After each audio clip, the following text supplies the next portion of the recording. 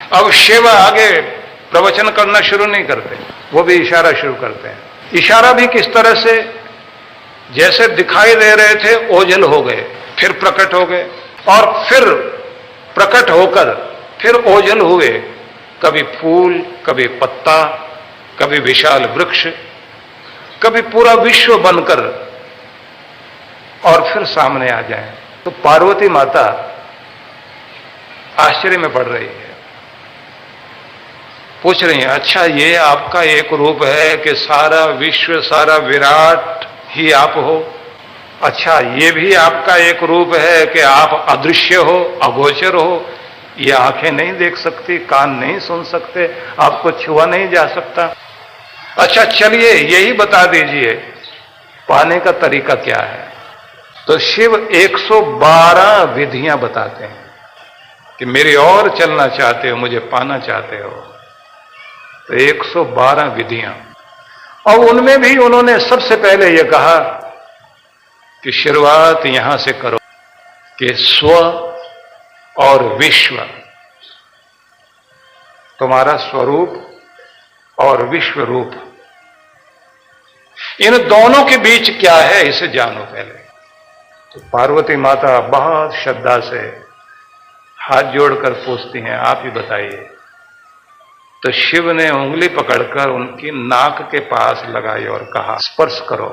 तो श्वास को स्पर्श किया। ये श्वास प्राण इस देह से जुड़ा है, और जहां से आता है उस विश्व से जुड़ा है। इन दोनों में ध्यान लगाते हुए श्वास पर स्थिर हो जाओ, श्वास को अनुभव करो, आ रहा है और जा रहा है। कबीर ने इसको कहा, छिन छिन अमावस्या, छिन छिन पूर्णिमा। श्वास बाहर चला जाए तो अमावस्या है, श्वास अंदर आ जाए तो पूर्णिमा है। हर पल तुम्हारे साथ ये घट रहा है, पूर्णिमा भी हो रही है, अमावस्या भी हो रही है, श्वास आ रहा है, जा रहा है। और श्वासों की माला बनाकर जब अजपा जाप शुरू हो जाए तो कहते हैं इस माला में शिव को पकड़ने का रास्ता बनता है। प्रत्येक व्यक्ति को प्रतिदिन अपना ध्यान श्वासों में टिकाकर, पहले तो श्वास श्वास में जाप शुरू किया जाए, जाप करते करते और फिर श्वास को आते जाते अनुभव करें।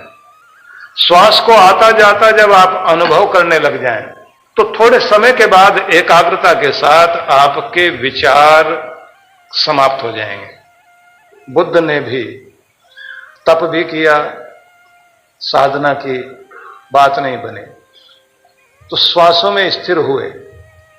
श्वासों में स्थिर होते ही उन्हें अपने आपे का बोध नहीं रहा, और जब बोध नहीं रहा तो उसी समय वो घटना घटी कि उनको अनुभूति हुई, स्वरूप का पता लगा। ठीक इसी तरह से प्रत्येक वह व्यक्ति के श्वासों की करूं सिमरनी और गाऊं अजपा जाप, मेरे श्वास ही मेरी सिमरनी बन जाए, माला बन जाए, और अजपा जाप मेरे श्वास गाने लग जाए, भगवान का नाम हर समय चलता रहे। जब ये जाप आपके अंदर चलने लग जाए तो एक जगह स्थिरता आएगी। वो स्थिरता आते ही, मौन सधते ही शांति अनुभव होने लग जाए तो थोड़ी देर के बाद आपको महसूस होगा कि मैं जहां बैठा हूं जैसे मैं गायब ही हो गया। मेरा सिर नहीं है, मेरा शरीर नहीं है, पूरा विश्व ही नहीं है, फिर क्या है? बस वही वो है, परमात्मा का आनंद ही आनंद है, चैन ही चैन है, शांति ही शांति है, प्रेम ही प्रेम है, आनंद ही आनंद है। इस स्थिति में जाने के लिए कहा जाता है कि प्रत्येक व्यक्ति को दिनचर्या में 4 चीजें अपनानी होती हैं। एक चीज इंद्रिय संयम, दूसरा समय संयम, काल संयम, तीसरा अर्थ संयम। अर्थ कहते हैं ना धन को। तो पहला तो आपको ध्यान देना पड़ेगा इंद्रिय संयम, उसी में प्राण संयम भी चाहिए, प्राण संग्रह करना। आपकी ऊर्जा, आपकी शक्ति बेकार की चीजों में नहीं जानी चाहिए, और आपका समय जो परमात्मा का दिया हुआ वरदान है, ये बेकार की चर्चा करने में, निंदा चुगली में, ईर्ष्या द्वेष में नहीं जाना चाहिए। आपका धन अनर्थकारी ना बन जाए, गलत जगह लगकर अर्थ सार्थक हो, उसे सही दिशा में लगाना शुरू करें और प्राणों का संचय करें। प्राणों का संचय करने का मतलब है प्राणायाम आदि करते हुए अपने प्राणों को भगवान में ही बसाओ। हमारे प्राण संसार में, संसार की वस्तु में बसे हुए हैं। आप लोग देखते हैं कि लोग अपने घर में बोल रहे होते हैं, हम किसके लिए जी रहे हैं, किसके लिए काम कर रहे हैं। तो पत्नी कहेगी मैं तो अपने बच्चों के लिए जी रही हूं, पहले कहती है अपने पति के लिए, परिवार के लिए जी रही हूं। पति कहेगा मैं भी परिवार के लिए जी रहा हूं, अपने बेटों के लिए, बेटी के लिए जी रहा हूं, पत्नी के लिए जी रहा हूं, परिवार के लिए जी रहा हूं, मां बाप के लिए जी रहा हूं।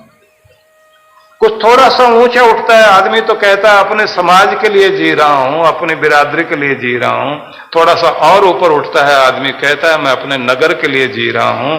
थोड़ा और ऊपर आए तो आदमी कहता है मैं अपने राष्ट्र के लिए, अपने देश के लिए जी रहा हूं। और जरा और ऊंचा उठ जाए तो आदमी कहता है मैं पूरे विश्व के लिए जी रहा हूं। लेकिन ये जो विस्तार है, इस विस्तार में भी एक बात ध्यान देने की है कि लोग कहते तो हैं कि मैं अपने परिवार के लिए जी रहा हूं, अपने बच्चों के लिए जी रहा हूं। पत्नी कहती है मैं पति के लिए जी रही हूं, और पति कहता है पत्नी के लिए जी रहा हूं। लेकिन उसके बाद भी इतना झगड़ा, इतनी कलह कलेश, इतनी अशांति। दुनिया भर के सारे ही हंसने वाले जोक जो है पति पत्नी के ऊपर ही बने हुए हैं। जी रहे हैं एक दूसरे के लिए, लेकिन प्रेम मर गया, ईर्ष्या जाग गई है, क्रोध जाग गया है। ये प्रेम जिस दिन आपका भक्ति बन जाए, उस दिन कहते हैं कि ये प्रेम आपका मुक्ति बनने की स्थिति में पहुंच जाता है, उस दिन आपका ये कल्याण करता है। तो इसके लिए साधना होता है कि अपने प्राणों को प्राणायाम के द्वारा साधें और आपकी ऊर्जा सही दिशा में लगे। ध्यान रखिए कि जो लोग अपने अंदर ऊर्जा का सही उपयोग करते करते स्वयं को संभालने में लग जाते हैं और एकाग्रता साधते हैं, अपने लक्ष्य की तरफ चलने की कोशिश करते हैं, उन लोगों के जीवन में एक बड़ी महत्वपूर्ण चीज होती है कि ऊर्जा जिधर भी लग जाए, कोई सेनापति बन जाता है, कोई इंजीनियर बन जाता है, कोई डॉक्टर बन जाता है, पूरी ऊर्जा एक तरफ लगा दे तो कोई महान कलाकार बन जाता है। अब आपको भी यह ध्यान रखना है कि आपकी ऊर्जा अगर बिखरी हुई है तो आप कुछ भी नहीं बन पाएंगे, लेकिन अगर आपकी ऊर्जा केंद्रित हो गई तो आप जिधर भी केंद्रित करेंगे वो जरूर बनेंगे, उसे जरूर प्राप्त कर लेंगे। अपनी ऊर्जा को केंद्रित करना सीखें, अपने मन को टिकाना सीखें। आनंद में अगर अपनी ऊर्जा को टिकाना सीख गए तो ध्यान रखना कि आनंद को खोज लेंगे आप।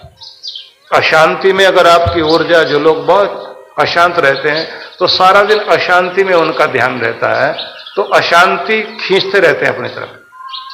जो लोग क्रोध में रहते हैं तो क्रोध का वातावरण चारों तरफ बना लेते हैं, निराशा वाला निराशा का। तो आज से ये कोशिश कीजिए, मन को केंद्रित करेंगे। जैसे जलधारा लगातार शिव पर गिर रही है, ऐसे आपकी भक्ति का प्रवाह भी लगातार बहेगा। और आपने ये भी देखा है कि नंदी और शिवलिंग के बीच में कछुआ भी बैठाया जाता है, कच्छप। कच्छप का मतलब होता है कि कछुआ धीरे चलता है लेकिन लगातार चलता है। भले ही धीरे धीरे धीरे धीरे चलते रहो, लेकिन लगातार चलो। और जैसे वो लक्ष्य की तरफ चलता है, अपना ध्यान एक तरफ रखकर चलता है, उसकी दिशा कोई किधर भी बदल दे। हमने बचपन में देखा है, घर के पास में ही छोटा सा सरोवर था, वहां बहुत सारे कछुए निकलकर बाहर आ जाते थे शाम के समय, और हम बच्चों को देखते थे कि बच्चे कछुए जिधर जा रहे हैं उधर से उठा के उनका मुंह दूसरी दिशा में कर देते थे। तो वो अपने अंग सिकोड़कर शरीर में और ऐसे ही बैठा रहता था। जैसे आहट खत्म हो जाती थी, सब चले जाते थे, फिर मुड़ के वापस उधर ही चलने लग जाता था जिधर के लिए उसका मुंह था। मुंह तो कर दिया हम लोगों ने दूसरी दिशा में जाना है, उसने दक्षिण में, हमने उत्तर की तरफ मुंह कर दिया। वो फिर भी मुड़कर अपने आप को पूरे जतन के साथ उधर ही चल पड़ता है जिधर उसका पहले मुख था। तो इससे क्या पता लगता है कि दुनिया तुम्हारा मुंह किधर भी मोड़ने की चेष्टा करे, लेकिन तुम्हारा मुख भगवान की तरफ भी रहना चाहिए, तुम्हें दुनिया की तरफ नहीं मोड़ना। हर एक दिन ये कोशिश करो कि शुरुआत भगवान की आराधना से हो, और हर एक दिन सांझ हो तो भगवान को समर्पण करके और उसके बाद अपने दिन की समाप्ति करें भगवान का धन्यवाद करते हुए। लेकिन यह भी ध्यान रखिए कि प्रत्येक दिन में, जैसे दिन के 12 घंटे, रात्रि के 12 घंटे, तो ये 12-12 घंटे जो आपके पास हैं, इनका ठीक से उपयोग हो सके। रात्रि के लिए तो ये जरूरी है, सोने लग जाए तो भगवान का नाम जपते जपते सोइए।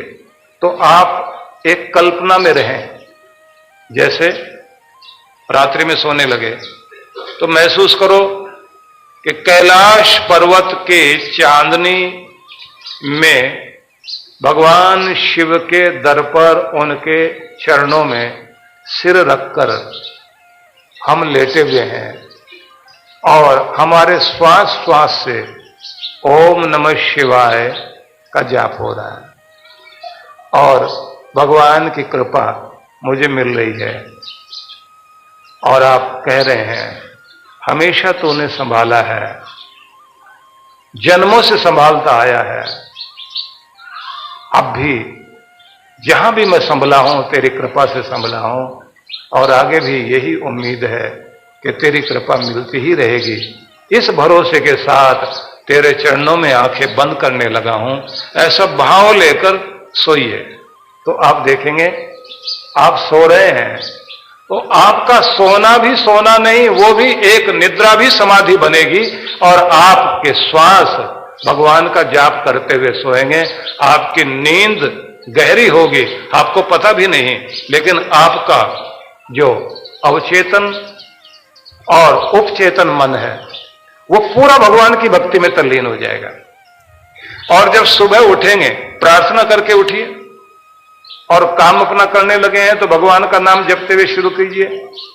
तो 12 घंटे दिन के और 12 घंटे आप शाम के मान लीजिए, रात्रि के मान लीजिए, दोनों रूपों में आप अमावस्या और पूर्णमासी समझ लीजिए, ईस्ट और पूर्त समझ लीजिए, वो दोनों रूप आपके दोनों अयन, दोनों पक्ष भगवान से जुड़ गए तो आपकी भक्ति पूर्ण हो जाएगी। भले ही आप सांसारिक काम कर रहे हो, भले ही आप दुनियादारी में जी रहे हो, आपकी भक्ति पूरी हो जाएगी। रोज के नियम बना लीजिए कि सोएं आराधना करते हुए, कार्य करें आराधना करते हुए, सिर्फ धन्यवाद देना है, नाम जपना है, खुश रहना है। दुखी रहकर जब हम कोई भी काम करते हैं तो कृपा नहीं होती। तो दुख को हटाइए, धन्यवाद दीजिए, प्रसन्न रहकर कार्य कीजिए, और ये मानिए मैं शिव कर्म ही कर रहा हूं। दूसरी बात, प्रत्येक वर्ष के 12 महीने हैं और प्रत्येक व्यक्ति 12 राशियों में बंधा हुआ है। तो 12 राशियों के और 12 महीनों के 12 ज्योतिर्लिंग पूरे देश में है। कम से कम महीने में एक बार भी आकर आप दर्शन कर लें तो आप पर, सुबह शाम करें तब तो बहुत ही अच्छी बात है, सुबह एक दिन कर लिया करें तो और भी अच्छी बात है, और अगर सप्ताह में आप सोमवार सोमवार आकर दर्शन कर लिया करें तो बहुत बड़ी कृपा है, और अगर ऐसे भी नहीं तो महीने का पहला सोमवार आकर के आप दर्शन कर लिया करें तो भी आपके जीवन के लिए चमत्कार होने में देर नहीं लगेगी। तो 12 ज्योतिर्लिंग अपनी राशि के अनुरूप आप जाकर जाप पाठ करके पूजन करके आशीर्वाद लें और ये अनुभव करें कि शिवरात्रि ये भी ज्योतिर्लिंग के प्राकट्य के अवसर से ही शुरुआत हुई। आप सबको मालूम है कि जब भगवान परम शिव सृष्टि के रचने के लिए तत्पर हुए तो उन्होंने अपने अंदर से ही एक शक्ति प्रकट की। पुराणों में जो उल्लेख है, नारायण प्रकट हुए, विष्णु भगवान प्रकट हुए। नारायण जैसे प्रकट हुए तो पुराणों में और शैव आगम में जैसे वर्णन है कि उनके शरीर से जलधारा निकलने लगी। जलधारा इतनी बहने लगी कि पानी की बाढ़ आ गई और नारायण उसमें शयन करने लगे। तो शिव ने, परम शिव ने देखा कि सृष्टि की रचना होनी चाहिए, लेकिन विष्णु तो जल के अंदर आनंद ले रहे हैं और उनके कान की मणि उस जल में गिर गई। तो शिव ने उस भाग को त्रिशूल पर उठाया तो वो जगह 5 कोश वाली जगह काशी कहलाई और जहां पर मणि गिरी उसको मणिकर्णिका घाट जो बना हुआ, मणिकर्णिका घाट बनारस का, काशी का, उसे मणिकर्णिका घाट कहा गया। वहां भगवान शिव जब देखते हैं कि नारायण शयन कर रहे हैं तो नार कहते हैं जल को, अयन कहते हैं घर, जल ही जिनका घर बन गया, ऐसा एक नाम हो गया नारायण, ये नाम पड़ा। तो उस अवस्था में शिव ने देखा कि अभी सृष्टि के संचालन और उत्पन्न करने की व्यवस्था नहीं हो पा रही, तो अमृत लेकर अपने शरीर पर रगड़ा और उससे ब्रह्मा उत्पन्न हो गए।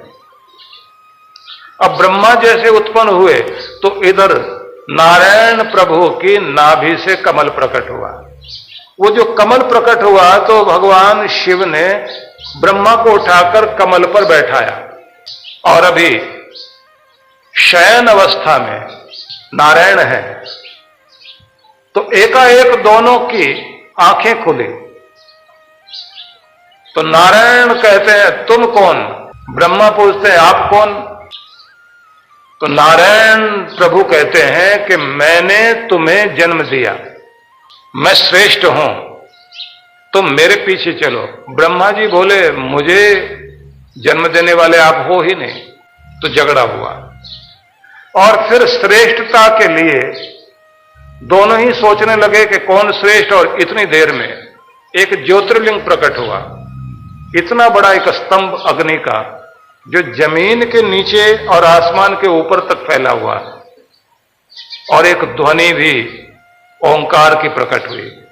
उस ध्वनि को सुनकर दोनों आश्चर्य में पड़े और दोनों ने कहा कि श्रेष्ठ वो जो इसका पता लगा कर आए। ब्रह्मा जी हंस का रूप धारण करते हैं और आसमान में उड़ते हुए पता करने के लिए जाते हैं, और नारायण वराह का रूप धारण करके जमीन के अंदर जाते हैं पता करने के लिए। जब दोनों ही नहीं पता लगा पाते तो दोनों जब वापस आते हैं तो उस समय एक दिव्य आकृति वाले ऋषि प्रकट हुए। उन ऋषि ने कहा कि तुम खोज नहीं पाओगे, ये अनंत है, असीम है, इसको जान नहीं पाओगे। पूछा कौन है ये? तो बताया गया कि यही परम शिव है और ये ज्योतिर्लिंग उन्हीं का परिचायक है। और इससे पता लगता है कि तुम दोनों को उसी परम सत्ता ने प्रकट किया है। तो दोनों मिलकर स्तुति करते हैं और उस समय 5 मुख वाला रूप धारण करके भगवान शिव प्रकट होते हैं।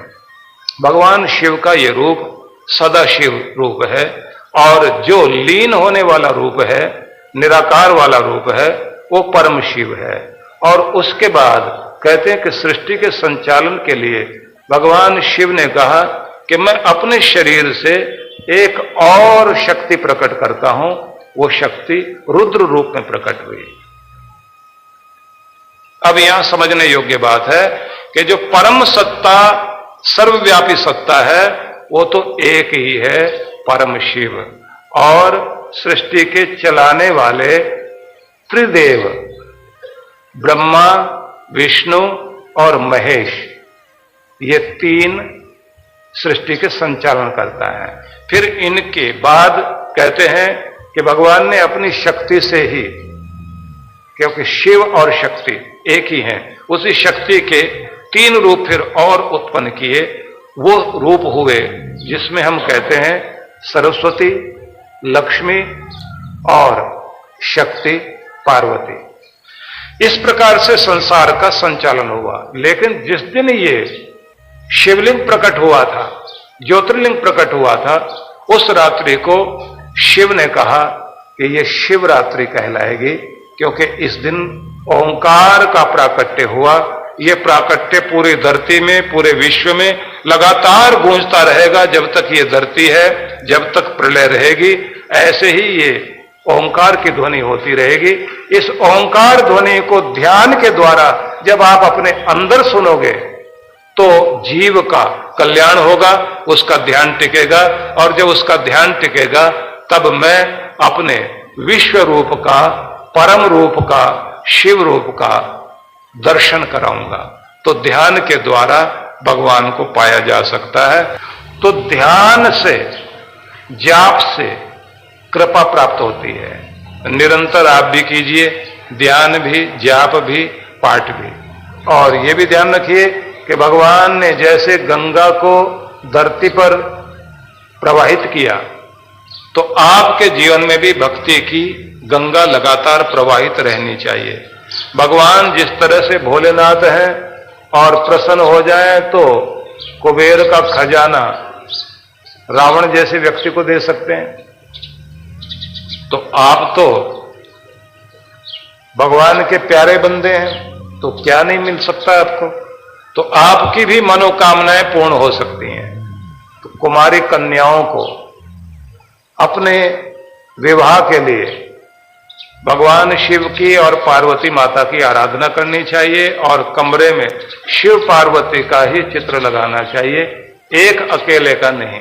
ना अकेले पार्वती माता का, दुर्गा का, और ना अकेले शिव का, दोनों को मिलाकर लगाइए, दोनों जहां बैठे हुए हों।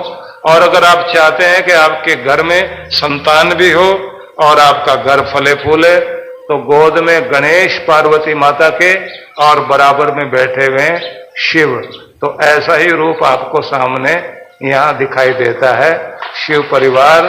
कि आपका परिवार खुशहाल नजर आए, तो मेहर कृपा आप सब पर हो, तो पूरा भव्य रूप सामने विराजित है, इसका दर्शन आप कीजिए।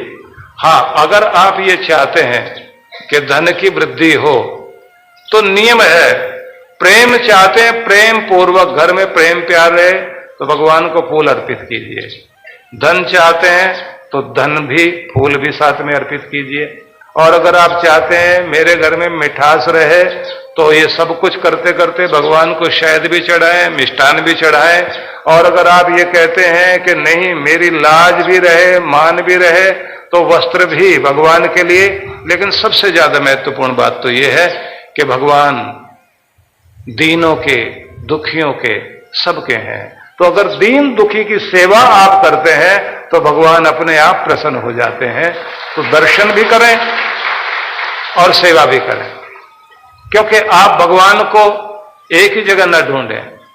ये देखें कि दीन दुखियों में परमात्मा बसता है, तो दीन दुखियों की सेवा करें। भगवान शिव को भजन संगीत बहुत पसंद है। आज आप देख रहे थे जो हमारे इतना अच्छा जो शंख, तरह तरह के शंख बजाकर शिव स्तुति कर रहे थे, डमरू से भी, ढोल नगाड़े से भी। तो बिहार से, दरभंगा से चलकर आए हैं और जितने प्रेम से उन्होंने ये वाद्य किया, तो शिव को ये बहुत पसंद है। तो शिव की प्रसन्नता के लिए ये सारा स्वरूप यहां इस तरह से रचा गया कि आप इसका पूरा आनंद ले सकें।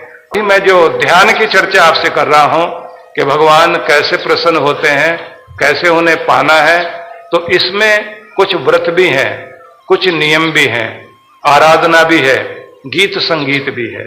तो व्रत भी करने चाहिए, उपवास भी करें, लेकिन इस बात को ध्यान रखकर कि आपको शरीर स्वस्थ रखना है, ये उपवास इस रूप में। और दूसरा, मौन, ध्यान, जपन, पाठ, ये सब करना चाहिए। और श्वास पर ध्यान टिकाते हुए आप भगवान की तरफ चलें, और ध्यान की जितनी विधियां हम लोग बताते हैं उन सबको भी आप अपनाएं तो कल्याण होगा। तो मैं बहुत बहुत शुभकामनाएं आप सबको अर्पित करता हूं, और भगवान करे ये शिवरात्रि आप सबके जीवन में बहुत सारी खुशियां लाए, आपकी मनोकामना पूर्ण हो। लेकिन आपने इस समय पूरी कोशिश करनी है, जितनी माला जाप कर सकते हो जरूर जाप करो। जितना भगवान की तरफ कुछ भी आप अपना समय, शक्ति, धन, वैभव जो भी लगा सकते हैं जरूर लगाने की चेष्टा करें। सर्वे भवन्तु सुखिनः, सर्वे सन्तु निरामया, सर्वे भद्राणि पश्यन्तु, मा कश्चित् दुःखभाग् भवेत्। शान्तिः शान्तिः शान्तिः। ओम्।